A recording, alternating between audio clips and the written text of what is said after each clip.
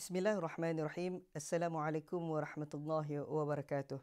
Alhamdulillah wassalatu wassalamu ala asyrafil anbiya'i wal mursalin Sayyidina Muhammadin wa ala alihi wa sahbihi ajma'in.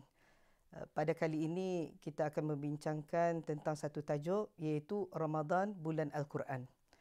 Hadirin penonton yang dirahmati Allah Subhanahu Wa Taala, apabila kita menyebut tentang Ramadan sebagai bulan Al-Quran, maka kita boleh faham iaitu bagaimana bulan ini diisi dengan pelbagai aktiviti yang berkaitan dengan Al-Quran.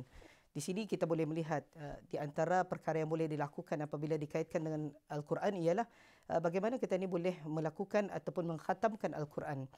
Dan apabila sebut tentang khatam, maka ada dua perkara, iaitu khatam secara qiraah ataupun bacaan dan khatam secara tadabbur ataupun pemahaman. Mungkin bis kita tertanya-tanya di dalam bulan Ramadan ini, yang mana lebih aula ataupun yang lebih kita ni dahulukan, sama ada khatam di dalam qiraah ataupun bacaan ataupun khatam di dalam mentadabbur ataupun memahami isi Al-Quran. Jadi di sini kita ni melihat ada dua keadaan yang boleh kita ni lihat untuk memastikan yang mana lebih utama untuk kita ni lakukan. Di antaranya ialah apabila seseorang ataupun apabila bis kita pada bulan lain, selain daripada bulan Ramadan, bis kita banyak mengisi masa dengan menghadiri kelas-kelas tadabbur, bis kita bertadabbur sendiri, memahami isi Al-Quran, maka adalah lebih aula untuk bis kita mengkhatamkan Al-Quran secara qiraah pada bulan Ramadan.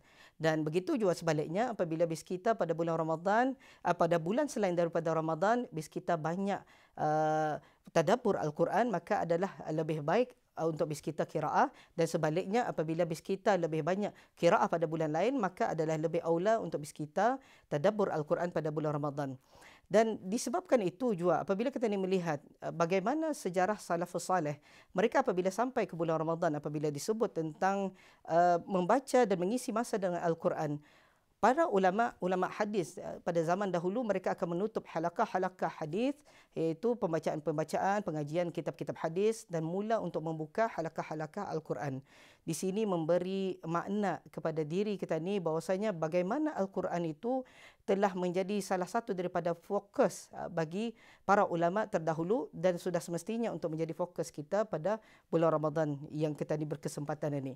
Dan di sini kita ni melihat bagaimana Al-Quran itu adalah mukjizat yang agung yang diturunkan kepada Nabi SAW, sehingga mana apabila kita ni melihat perkara ini, kita ni perlu mengisi dengan sebaik mungkin, mempelajari bagi yang belum mahir untuk membaca Al-Quran, dan bagi yang mereka yang sudah mahir untuk mengajarkannya. Sebagaimana hadis yang diriwayatkan oleh Uthman bin Affan daripada baginda Rasulullah SAW, khairukum man ta'allama Al-Quran wa 'allamah. Sebaik-baik kalian adalah yang mempelajari Al-Quran dan kemudian mengajarkannya. Allahu a'lam bisawab.